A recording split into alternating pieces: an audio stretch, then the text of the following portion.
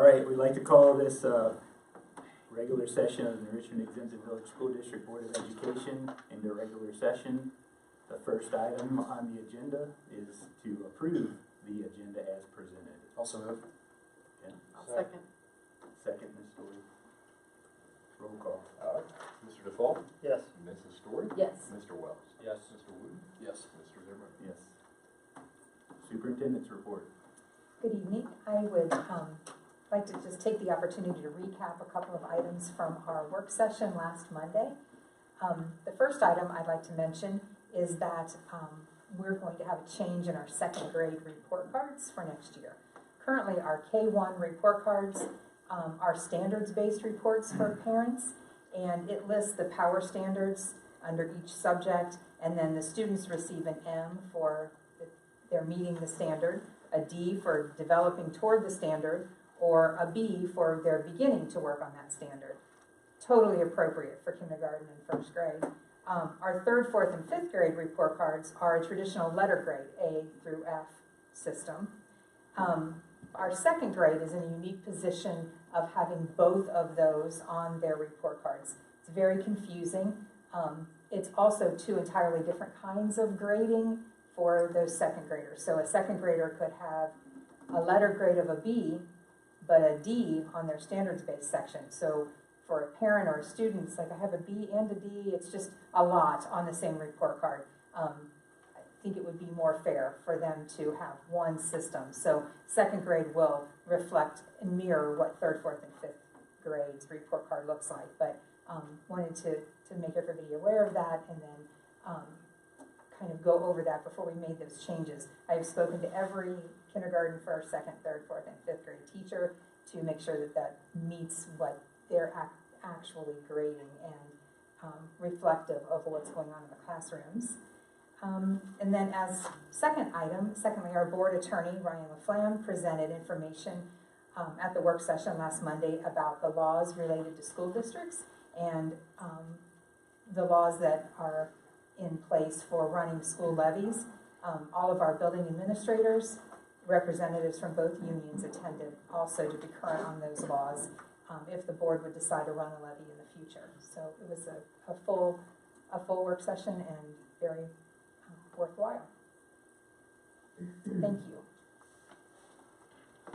Okay, recognitions and awards. I'd love to welcome Mr. Joe Roach to present the Beth Webster Leading Lion Award to two very deserving students from Locust Corner. All right. Well, thank you, and good evening, everyone. We have Wesley Jones, come on up, and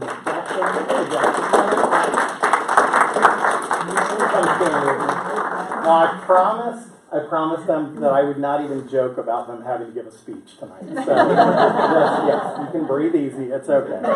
I'll do all the speechy parts. Okay? It's my pleasure to present this month's Beth Webster Leading Lion Award to two outstanding Locust Corner Elementary 5th grade students.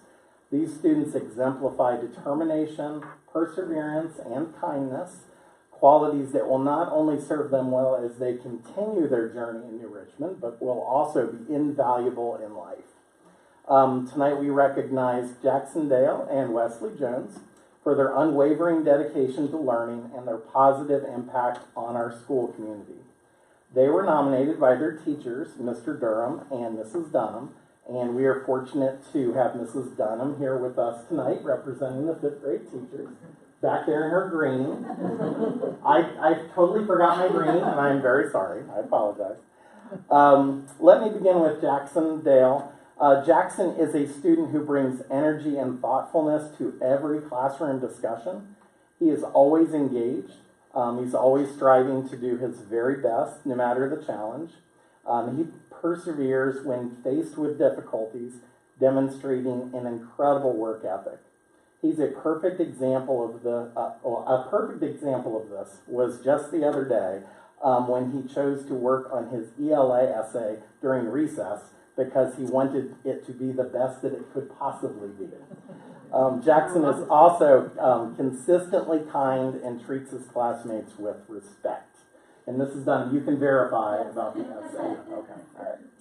And next we recognize Wesley Jones. Wesley is the very definition of perseverance. Like us all, he has faced challenges, but you would never know it by his attitude. He approaches every task with determination, never letting obstacles discourage him. No matter how overwhelming the challenge might seem, Wesley meets it with a positive attitude and a smile on his face. His interactions with others are always uplifting. Negativity is simply not in his nature at all. And if you've ever heard his giggle, you know just how contagious his joy truly is. You don't want to do it for us. I'm going to make him do it on accident. Jackson and Wesley are both shining examples of what it means to be a leading lion. Your resilience, kindness, and commitment to excellence inspire those around you. And we are so proud to honor you tonight. So congratulations.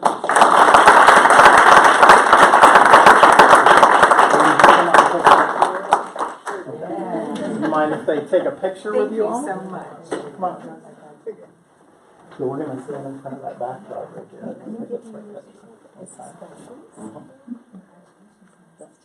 And then when you go up there, you can kind of hold it in front of you. In the center here. Yep. Yeah, be in present. Down front. Would the families like to be in the picture with them? Lex, you guys. 3, 2, 1. Great picture. Yes. Yes. Awesome. Thank you. Good job.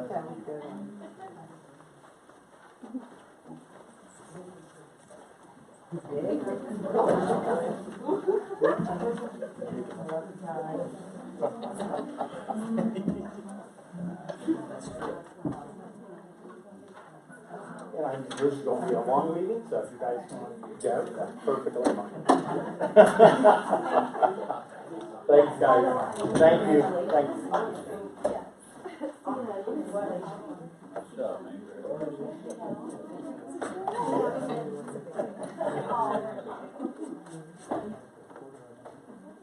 Okay, the next item on the agenda is public participation. We have two members of the community that are going to address the board. So each of you will have 3 minutes. Just state your name and where you live in the district. You don't have to give your exact street name or address, and then we'll start the timer. So first up is Miss Angel Jackson. Jill prepared me. She gets all the credit. And I wrote it down so I can get my minutes in. I'm on jail. I live off of Old 52 in Richmond. So that's my name. I'm a parent and an active community member. The reason I'm here is there has been lots of racism in our schools against my kids since 2016. And that's originally why I was here, but now I'm here because it's the bad behavior in our community overall, bullying in all aspects. Some of those examples are adults, parents online displaying hate and bigotry, kids at school displaying hate, kids in sports displaying hate, racial slurs, physical assaults, bullying, bullying against the special eds, for people with weight, different weight that I guess they're not comfortable with, sexual orientation, pretty much anything at this point. Steps that I've taken to address these things have been communication via phone, emails, following the chain of command, encouraging not only my kids but others, getting involved in the community to be a part of the solution. The results vary. Sometimes I get a response, sometimes I don't, sometimes it's good, sometimes it's not, sometimes I'm ignored, sometimes I'm dismissed or minimized. And, but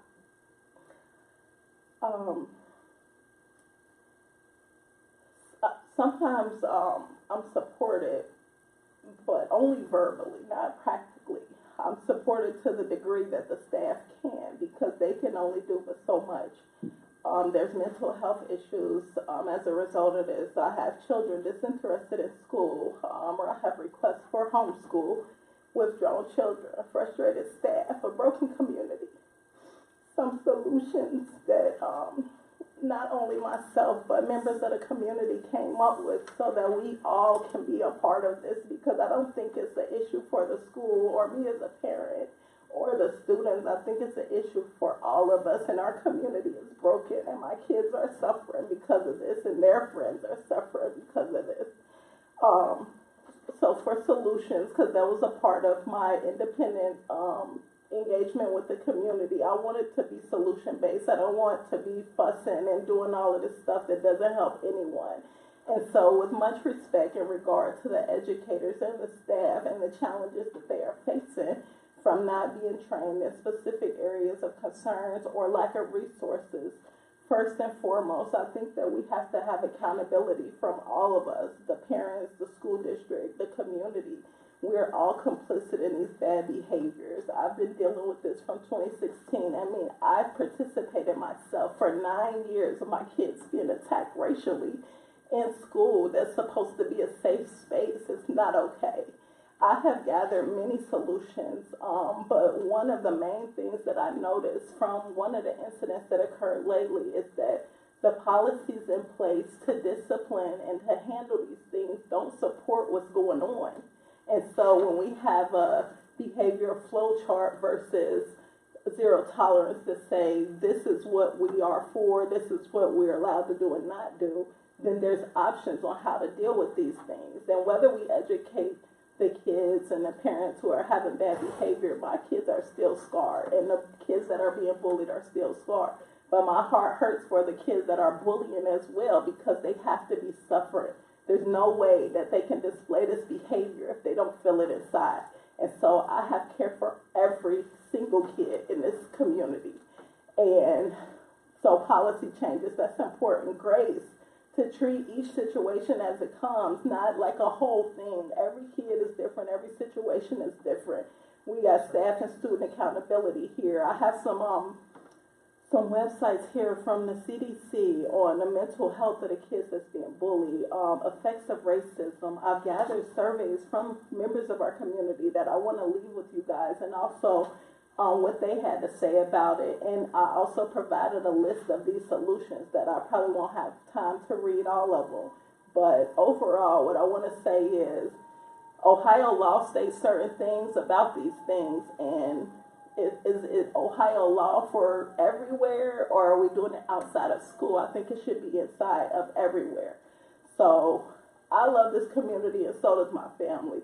But I will no longer be complicit in the bad behaviors of our community as a whole, but directly the racism that my children are experiencing. I came here to be part of the solution and encourage us to have an all-hands-on-deck approach, starting with the policies that are no longer serving our children or community. I look forward to working with everyone to restructure the trajectory of our community for the sake of our children. Racism nor bullying has no place in our community.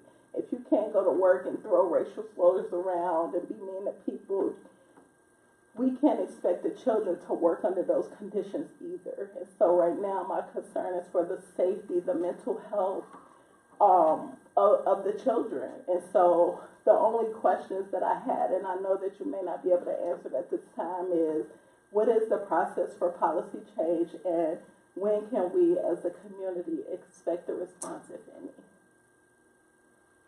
You can leave the information with us. We'll look at it, and we'll get a response together. Okay, thanks, Sean. All right, thank you. Good job. Good job. Hi, my name's Melissa Jones. This is from the Buckeye Health Plan. 1 in 5, that's 20.8% of students report being bullied. 1 in 10 students dropped out because of being bullied. Only about 20 to 30% of students who are bullied notify adults.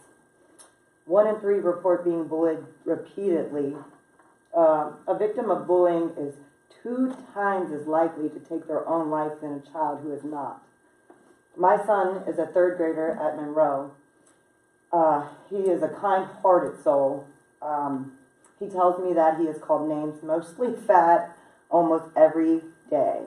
Whether it's on the bus or at school, he has been hit in the head on 2 different occasions and pushed from behind on one of those. The first assault I was unaware of until he told me after I picked him up from school. As a community, we have to do better at communicating, recognizing, and addressing the reasons a child would feel the need to hurt or bully someone in the first place. Find the source of the anger in the bully and fix the issue for that child. And I believe that that will help all other children have a safe and healthy school experience. My son asks me almost daily if I will homeschool him because of the unnecessary name calling and now physical violence he has put up with for the last 2 years, not including the roughness on the playground. He tells me it's 6 hours of torture. I send him to 6 hours of torture. Coming from out of the mouth of an 8-year-old is the saddest, most disheartening words as a mother I've ever heard.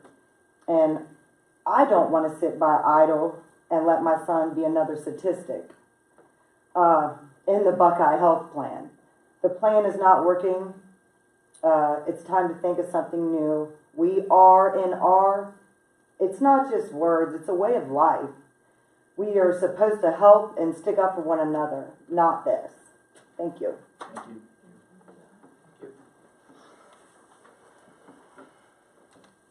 All right. Mr. Dufault from the Career Center update. Okay, Grant had a meeting on February 20th, our regular meeting. Had a presentation about the satellite programs going on at Bethel Tate High School, also at New Richmond High School, and also at the New Richmond Middle School.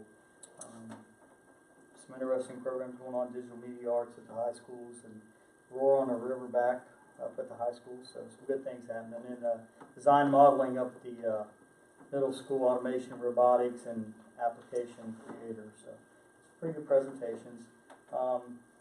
We approved some new positions for the 25-26 school year. There's a special education position due to the growth of student enrollment at Grant.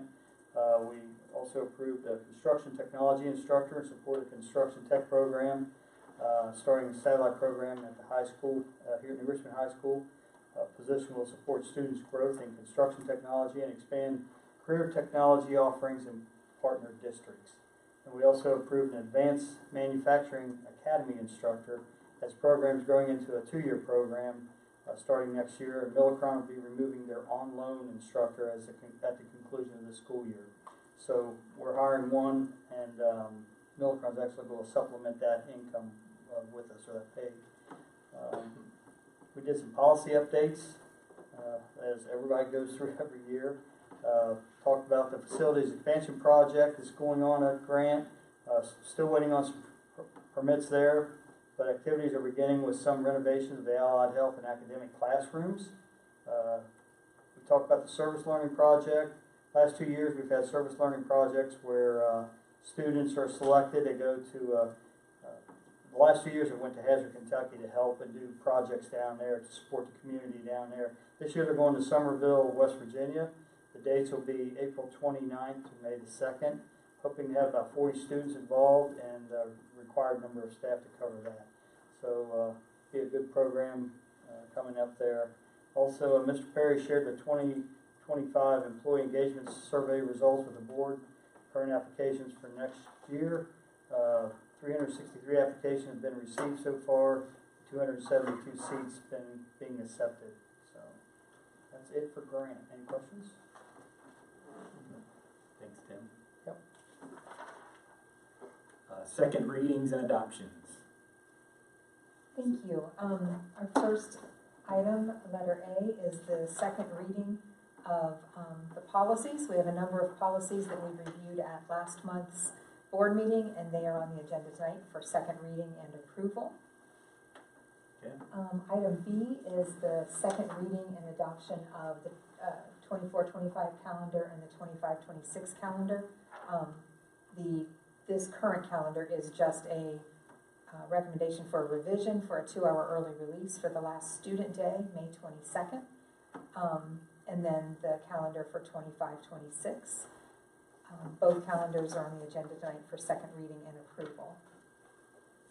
And then item C is approval for technical changes to policies. Discussed this at the work session. We have a set of policies listed that are compliance policies. And right now, we just need to make a technical change on the recommendation of board council, that I should be taken off of those as a compliance officer because I can't serve in that capacity while I'm the interim superintendent. So recommending that we change that to Mr. Fry and to Dr. Koontz as one male and one female compliance officer. So those are the second readings and adoptions. Okay, so we'll start with the first one here. Upon second reading, it is recommended that the Board of Education approve and adopt said policies. So moved. I'll second. Second, Mr. DeFalvo. Any discussion around the policies? Okay, roll call. Mr. DeFall? Yes. Mrs. Story? Yes. Mr. Wells? Yes. Mr. Wooten? Yes. Mr. Zimmerman? Yes. Calendars, so upon second reading, it is recommended the Board of Education approve and adopt revisions to the 24-25 calendar and adopt the 25-26 calendar. Also moved. Mr. Wooten, the motion. I'll second. Second, Mr. Wells. Any discussion? Jill, can you just reiterate the reason for the early dismissal this year? Yes, there's kind of a multitude of reasons. In some years in the past and in the future, the last day for students is also the day of graduation. So we have asked for early dismissals on those days because teachers and students and families need to get to graduation. This year it's not, that doesn't happen, but that is the last day, and there are field days and et cetera for students. And so the teachers feel like in order to be prepared for that, for the next day, work day, and then the secondary has exams on that last day of school, and the students don't have exams the entire day. So the request is for a 2-hour early dismissal. Thank you. Mm-hmm. Roll call. Mr. DeFall? Yes. Mrs. Story? Yes. Mr. Wells? Yes. Mr. Wooten? Yes. Mr. Zimmerman? Yes. All right, the next item, it is recommended that the Board of Education approve technical changes to the following policies renaming compliance officers. They're all listed up there. So do I have a motion? So moved. I'll second. Any discussion? Okay, roll call. All right, Mr. DeFall? Yes. Mrs. Story? Yes. Mr. Wells? Yes. Mr. Wooten? Yes. Mr. Zimmerman? Yes. Human resource items. Under A is acceptance of resignations. We have 2 resignations and 1 retirement. Actually, we have 3 resignations and 1 retirement. Certified employees, we have Bethany Pollitt. We're recommending for a full-time 1-year limited contract for next school year.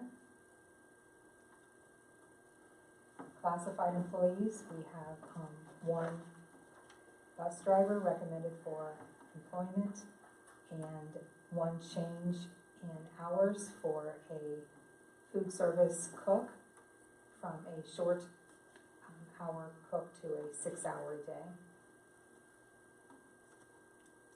Letter D, in our supplemental contracts, we have 2 additions.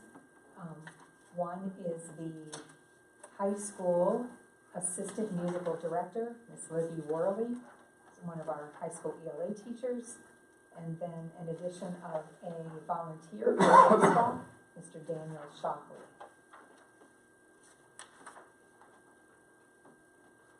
Letter E, we have 3 recommendations for our student success plan coordinators. These 3 staff members work with our 8th grade students entering 9th grade to come up to work on their plans for their high school careers. That's required. Letter F, we have 2 additions for our science of reading reimbursement to staff members. And those are the human resource items. Okay, it is recommended the Board of Education approve items 9A through 9F. So moved. Ms. Story? I'll second. Mr. Wooten? Any discussion? Okay, roll call. All right, Mr. DeFall? Yes. Mrs.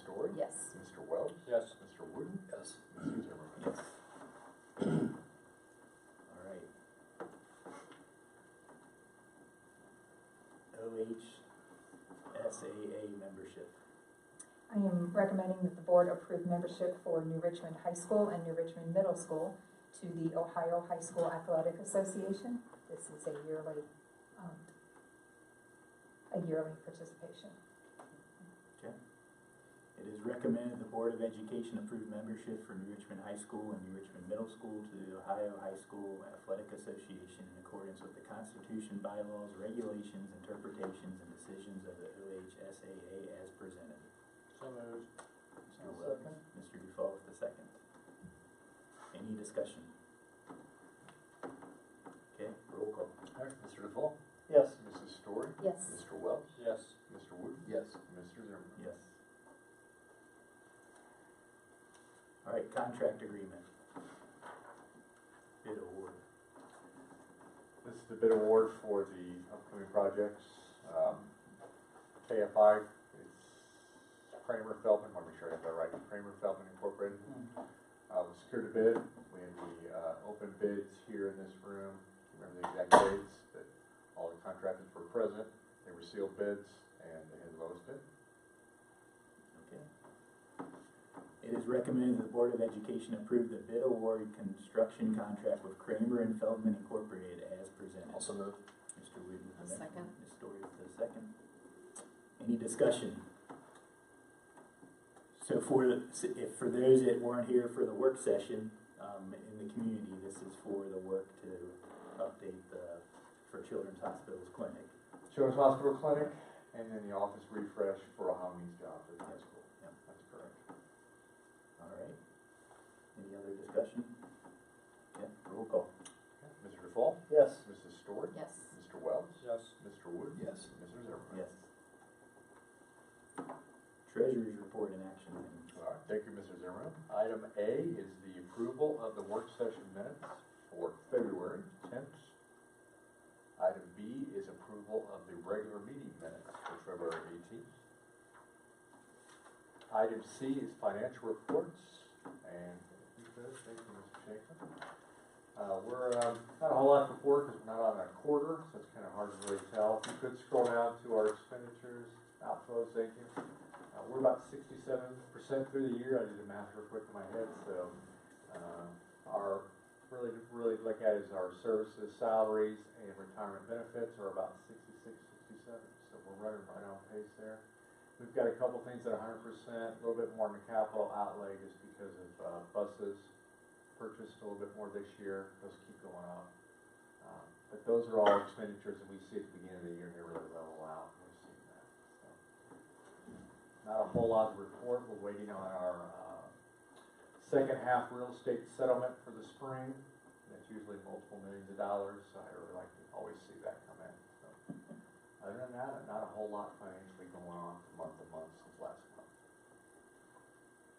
Item D is acceptance of donations. So we have two there. We're always appreciative of. Item E, we do have a confirming purchase order for the high school. This is for yearbooks. So just the purchase order was in place before the yearbooks got ordered and agreed to, and that's just a little bit of something that happens. The money was there, but those need to be ordered a little bit early, and they just missed the deadline. So confirming on that. And that is all I have. Quick and easy for the treasurer. Okay. It is recommended that the Board of Education approve items 12A through item 12E. So moved. Okay. I'll second. Okay, second, Mr. Wooten. Any discussion? Yeah, Mr. Pritchard, does confirming purchase orders in the long run hurt the audit for the district? They do not. It's just something we want, the auditors want to make sure you're aware of. That they don't have any relevance to the audit whatsoever. Okay. Thank you. Anybody else? Okay, roll call. Mr. Dufault? Yes. Mrs. Story? Yes. Mr. Wells? Yes. Mr. Wooten? Yes. Mr. Zimmerman? Yes. All right, academic report. Thank you. I'd like to have Mr. Roach present the changes to the elementary handbook, and then Mr. Stewart will do the secondary handbook changes, and this would be for first reading. Okay, there are two sections that I'm going to have Mr. Stewart go over because they're identical in the elementary and the main campus handbook. Those are on page 9 of ours. You don't have to go to it, but page 9, we have a new section called Religious Expression Days. And then also on page 30 and 31, we've added a section in the handbook about zero tolerance for racial and ethnic slurs. So Mr. Stewart's going to go over both those. I'll try to be brief with the other elementary changes. On page 5, there's a section called Returning Students. We've changed that to Annual Student Information Update. This section just clarifies the importance of keeping student information up to date for emergency and school communication, provides instructions on updating information through the district website, and allows updates throughout the year by contacting the school office. On page 9, we did some revisions to that section.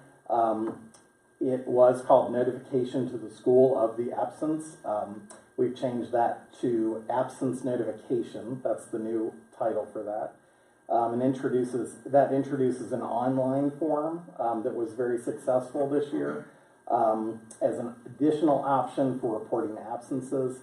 And it also clarifies that missed assignments should be arranged through the student's homeroom teacher rather than through the office. Just a little more efficient way to go about getting the work.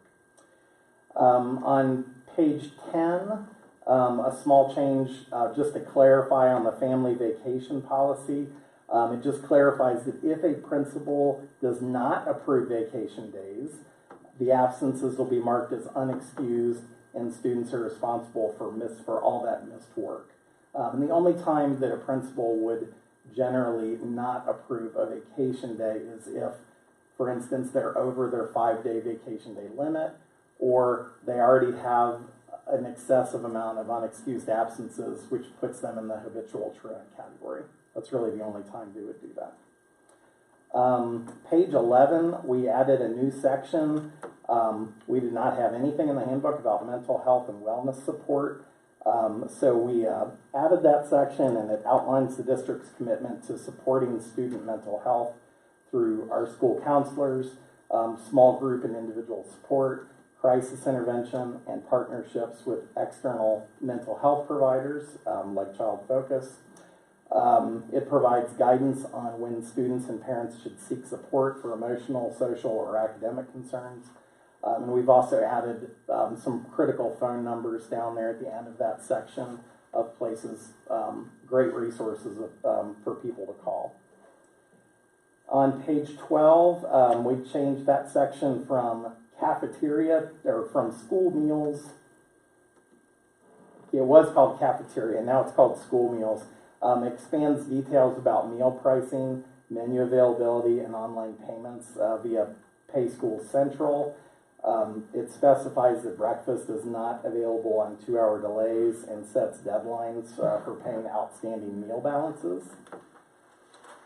On page 12 and 13, free and reduced meal program, it just clarifies that families must submit a new application each year, and until approval, they're responsible for those meal payments. So that's been an issue for us in years past, and we just wanted to clarify that because a lot of our outstanding meal charges are because it's accrued before the actual application is approved. On page 23, the Title IX coordinators, it retains the names of the Title IX coordinators, but we removed their titles just for obvious reasons. If they were to change jobs at any point or anything like that, it was just kind of unnecessary to have their job titles on there.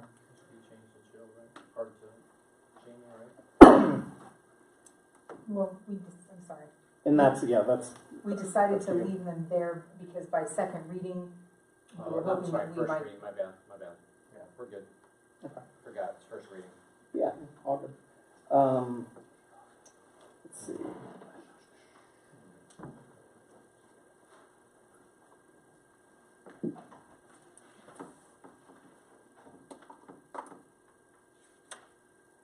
Okay, I think that's pretty much it. And I'll let Mr. Stewart do the two other sections because they're identical. So, thank you. Thank you. Good evening, everyone. I would just like to add, as Mr. Brooks pointed out, the two other changes that are being made to both handbooks, elementary and at secondary.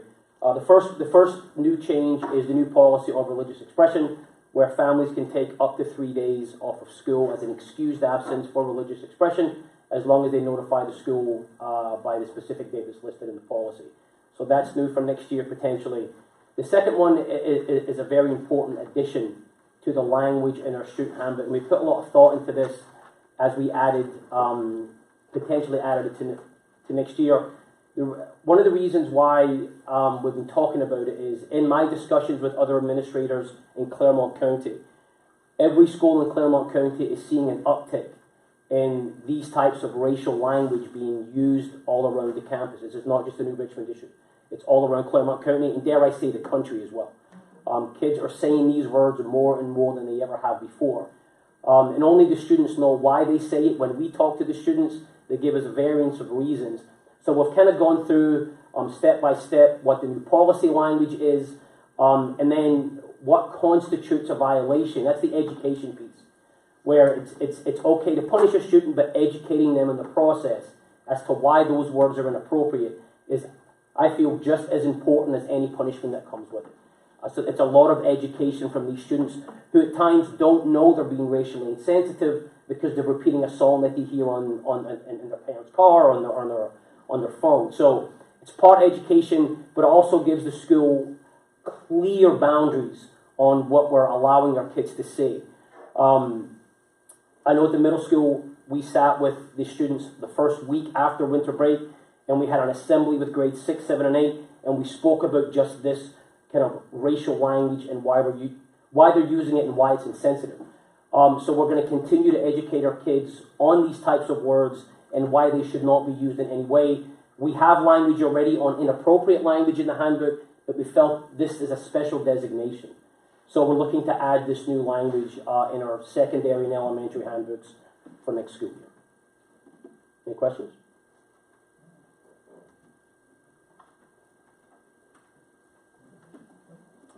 Thank you. Thank you, Mr. Stewart. Okay, so that was the first reading, and we'll vote on those handbooks at the second reading next month. All right, communications report. So as this video plays, I will have a very brief update on our winter sports seasons that have since ended. As you can see from the pictures that are up on the screen, we had 2 wrestlers competing at the OHSAA state tournament earlier this month. Delilah Grantham went 1-2 in her 3 matches to clinch a top 12 spot in the state her senior year. She finished 46-9 overall for the season. Junior Charlie Jones, who you see pictured there, and this is, I believe, in her 3rd place bout. She added another state placement to her resume, taking 4th in her class. She finished 3-2 in the tournament and won an 11-0 major decision in her 2nd game. We'll get to this video in a second. I forgot that sound.